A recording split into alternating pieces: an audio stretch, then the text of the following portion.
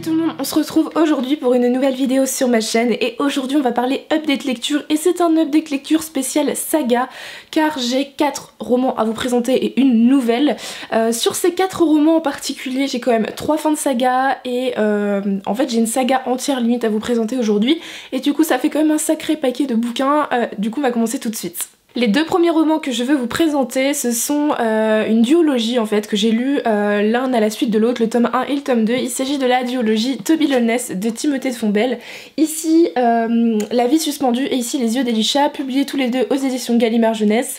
Ici ce sont les couvertures en grand format.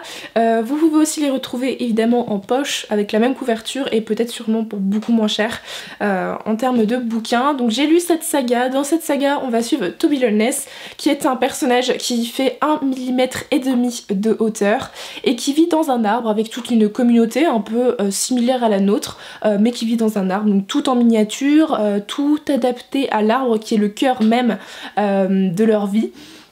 Et en fait, Toby va être poursuivi, persécuté par son propre peuple et va devoir fuir à travers l'arbre pour ne pas être tué par son peuple suite à une discorde, on peut dire, entre le gouvernement et son père qui est un scientifique et qui a découvert qu'en fait l'arbre a peut-être une vie propre. Et voilà, donc on va suivre Toby Loveless sur les 2 tomes, notamment on va découvrir le personnage d'Elisha dans le premier tome et ensuite on la suit aussi pas mal dans le 2e tome. Et voilà, donc ce sont déjà des couvertures sublimes, j'ai adoré cette histoire. J'ai déjà beaucoup apprécié le personnage de Toby qui est un personnage très courageux, très intelligent. Même s'il est assez jeune et on va le suivre quand même pendant 4 ou 5 ans de sa vie sur les 2 tomes.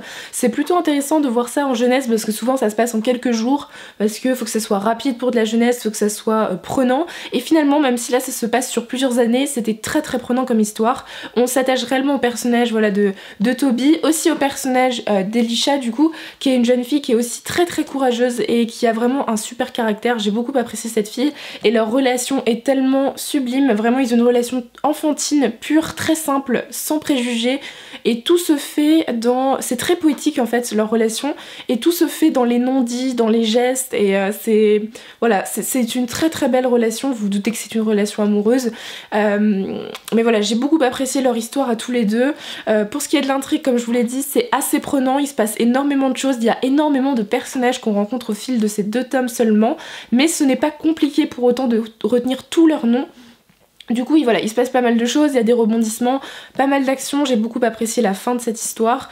Vraiment entre les 2 tomes, il y a vraiment une différence d'ennemis, on va dire ça comme ça, où vraiment on passe d'un ennemi assez puissant dans le premier tome et dans le 2e tome un ennemi qui est beaucoup plus proche de Toby Loveless et j'ai trouvé ça intéressant que l'auteur renouvelle son ennemi, ne laisse pas le même ennemi pendant plusieurs tomes jusqu'à qu'on en ait marre en fait, donc vraiment il y a vraiment un renouvellement entre les 2 tomes de l'histoire qui est réellement intéressant. Et voilà, dans l'ensemble, l'univers, je l'ai trouvé vraiment intéressant parce qu'en fait c'est un parallèle avec notre vie actuelle.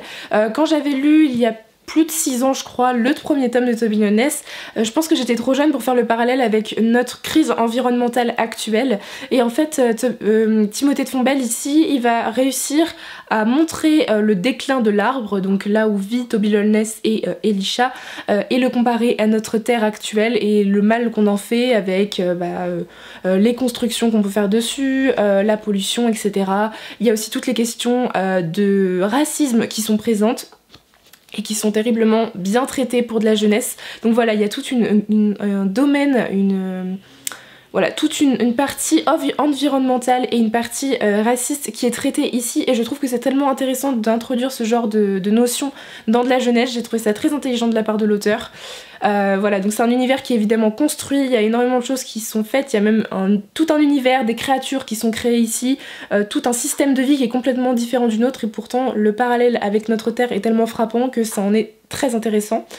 Voilà dans l'ensemble, la plume de Timothée de Fombelle, j'avais déjà adoré sa plume dans le livre de perles, la retrouver dans cette saga c'était juste magique, c'est une plume qui est extrêmement poétique, c'est fluide, c'est très prenant, il a réussi totalement à m'immerger dans son univers alors que pourtant ce genre d'histoire jeunesse voilà, qui se situe très proche de la nature, c'est pas forcément mon trip habituellement, mais ici j'ai vraiment adoré donc je ne peux que vous la recommander si vous aimez les sagas jeunesse qui traitent évidemment de notions actuelles, voilà donc si vous êtes adulte et qu'elle vous tente quand même, ne vous arrêtez pas au fait qu'elle soit jeunesse parce que je pense que vous pouvez être totalement immergé dans l'histoire.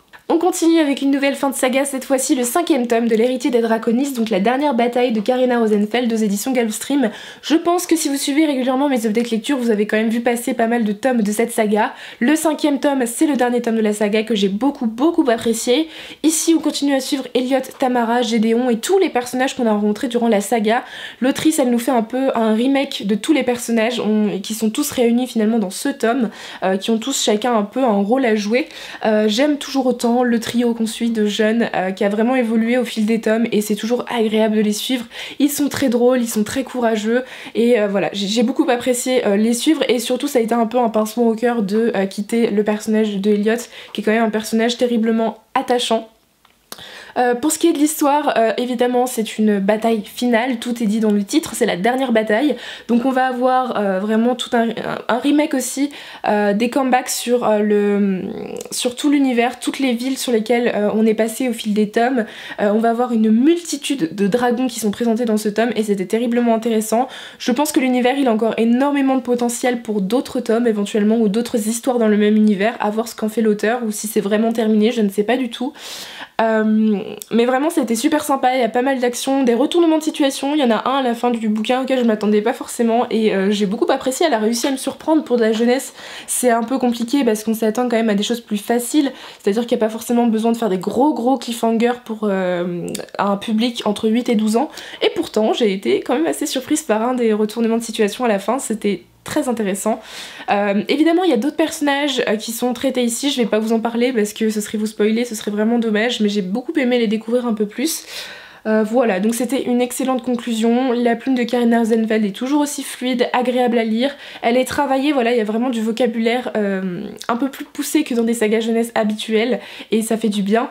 Du coup, bah voilà, je vous recommande énormément cette saga jeunesse si vous aimez les dragons, si vous avez des enfants aussi qui veulent lire des sagas avec des dragons. Elle ne fait que 5 tomes, c'est écrit assez gros à l'intérieur, les couvertures sont juste magnifiques et vraiment l'histoire est géniale. Si vous aimez la jeunesse et que vous voulez lire des histoires de dragons, lancez-vous parce que les tomes ne sont qu'à 12,90 mais ils valent clairement le coup, c'est des très belles histoires jeunesse avec des dragons, donc je vous invite fortement à vous plonger dans cette saga. Ensuite, je vais passer rapidement à une nouvelle que j'ai lue et qui est d'une autrice dont j'ai eu mon dernier coup de cœur de l'année 2018 avec son livre Viens on s'aime. Il s'agit de Valentine's Day de Morgane Moncomble aux éditions Hugo Poche.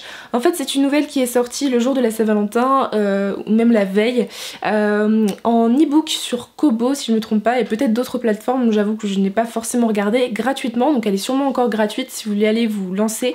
J'essaierai de vous mettre le lien en barre d'infos pour que vous puissiez la lire. Ça ne fait qu'une trentaine de pages, quelque chose comme ça, et c'était vraiment un petit bonbon à lire en à peine une demi-heure, c'était vraiment génial, j'ai adoré lire cette nouvelle. En fait on va suivre un jeune homme, je vais éviter de vous raconter tout parce que c'est une nouvelle qui fait 30 pages donc vous vous doutez que je ne veux pas vous spoiler, mais dans le résumé on suit un jeune homme, évidemment je me souviens absolument plus des noms, qui s'est fait organiser un rencard par son frère et sa belle-sœur avec une jeune femme qui s'appelle Poppy et qui est souvent habillée en rose, et du coup il va se rendre à ce rencard mais finalement ça va clairement pas se passer comme c'était prévu et vraiment j'ai adoré, c'était vraiment trop mignon, ça m'a fait trop du bien de lire ça la veille de la Saint-Valentin, c'est un bonbon, voilà, vraiment ce bouquin, ça m'a fait du bien de le lire, c'est toujours aussi fluide, c'est extrêmement drôle, il y a tout l'humour de Morgane Moncomble qui est ici, son écriture elle est toujours aussi fluide et prenante, c'est pour ça que je l'ai lu, vraiment je l'ai dévoré en à peine 20-25 minutes et j'en voulais tellement plus, mais voilà, c'était très intéressant, donc si vous avez lu Viens on s'aime ou Aime-moi je te fuis de l'autrice, ou si même vous voulez chercher une petite romance entre deux lectures, voilà, à lire en une demi-heure qui vous fasse un peu vous évader, n'hésitez pas à foncer sur cette nouvelle. Et on termine avec une nouvelle fin de saga. Oui, je vous ai dit, le mois de février c'était clairement le mois des fins de saga. Là en fait je vous ai vraiment présenté toutes mes lectures du mois de février.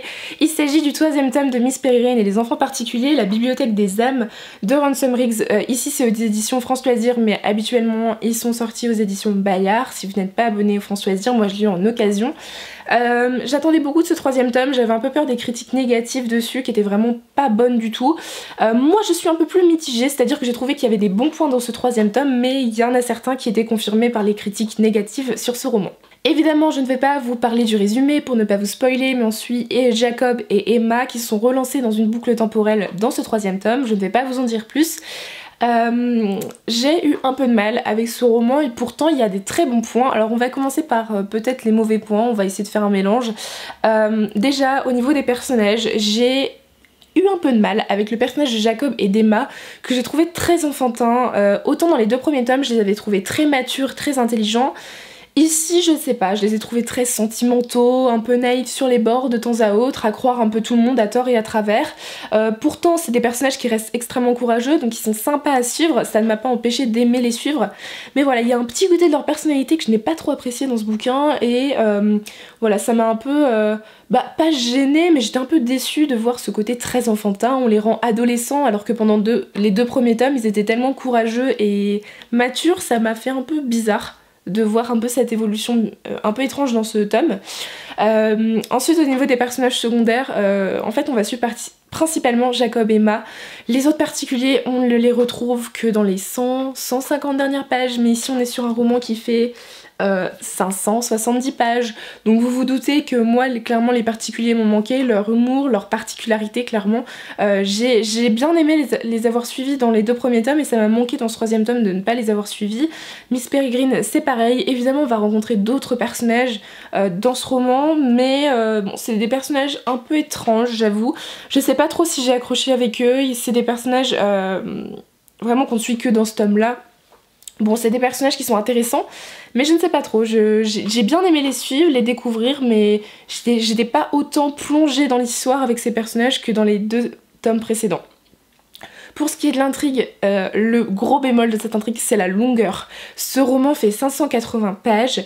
On va dire que la bataille finale, si on peut appeler ça comme ça, n'arrive que dans les 200 dernières pages. C'est terriblement long. Et pourtant, ça reste intéressant parce que l'auteur, il développe son univers. Il met en place de nouveaux personnages, mais pourtant il y a des moments où c'était pas obligatoire de développer autant, parce qu'il y a des moments qui ne sont pas nécessaires ou qui sont tellement secondaires. On va nous en parler pendant plusieurs pages, alors que finalement on ne reviendra jamais dessus. Donc j'ai vraiment eu du mal et j'ai un peu eu l'impression qu'en fait l'auteur voulait absolument mettre des photos dans ce roman et a brodé vraiment son univers autour de ces photos, alors que normalement les photos, même si elles sont un peu le support de son histoire, faut que ça ait un sens, voilà, faut pas juste prendre des photos pour écrire l'univers autour et en rajouter des caisses et des caisses et des caisses. Là j'ai trouvé que c'était un peu ça et j'ai trouvé ça dommage parce que pourtant l'univers il est terriblement intéressant, c'est très bien développé, l'imagination de l'auteur elle est sans limite et c'est ça que j'aime en fait, mais j'ai beaucoup apprécié voilà, de découvrir la bibliothèque des âmes, la nouvelle boucle temporelle qui est terriblement prenante aussi, enfin il y a énormément de choses qui se passent dedans, mais je trouve ça dommage qu'on en entende déjà parler que dans le 3e tome. S'il avait réussi un peu à mettre quelques indices dans les premiers tomes, ça aurait peut-être aidé à ce que ce roman soit beaucoup plus court, mais aussi voilà, du coup ça joue sur l'intrigue parce que qui dit plus de développement de l'univers dit moins d'action, et à un moment on a envie d'action, on a envie de scènes vraiment prenantes, et je peux vous dire que dans les 300 premières pages, les scènes réellement prenantes, il n'y en a pas des milliards. Il y a aussi un point qui m'a un peu gênée, vraiment très gênée surtout. Dans ce 3e tome, on sait que Jacob, dans le 1er tome, il va développer une particularité, vous vous en doutez un peu, voilà, ce serait bizarre que ce soit vraiment le seul gamin humain normal de cette histoire, non, il a une particularité, je ne vous spoile rien. Et en fait, cette particularité prend un tour totalement inédit au milieu du bouquin, même vers la fin, plutôt vers la dernière moitié. Et en fait, je ne sais pas d'où apparaît cette évolution. Voilà, quelle est la raison? Je n'ai pas compris l'évolution de ce pouvoir qu'il avait, de cette particularité. Voilà, il est vraiment en galère pendant à peu près tout le tome. Et d'un coup, hop, tout va bien, c'est un super héros, il a tous ses pouvoirs, il peut gérer tout le monde, enfin bref, j'ai pas trop compris d'où venait cette évolution et quel était l'élément déclencheur vraiment, parce qu'en fait c'est clairement pas expliqué, et j'ai trouvé ça un peu dommage, ouais, ça arrivait un peu comme un cheveu sur la soupe, j'ai pas trop compris pourquoi, comment, voilà. Donc dans l'ensemble j'étais un peu mitigée sur cet univers intrigue que j'ai trouvé pas très bien géré, mine de rien, alors que pourtant l'univers est terriblement intéressant. Enfin, pour tout ce qui est de la plume de Ransom Riggs, ça se dit très bien, ça je n'ai rien à redire, c'est très fluide, c'est très prenant, il arrive quand même à nous immerger dans l'histoire, c'est ce qui m'a permis de le lire en entier. Voilà, l'univers et l'écriture sont quand même un point fort de cette série, donc je vous recommande quand même cette saga.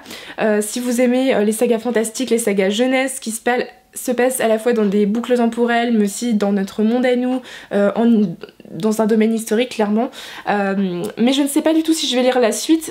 Je sais qu'elle sort cette année en France, donc n'hésitez pas à me dire si quand vous l'aurez lu, si elle vaut vraiment le coup, parce que pour l'instant je suis pas très enchantée. Je pense que ce 3e tome sera le dernier pour moi, mais en tout cas je vous la recommande beaucoup.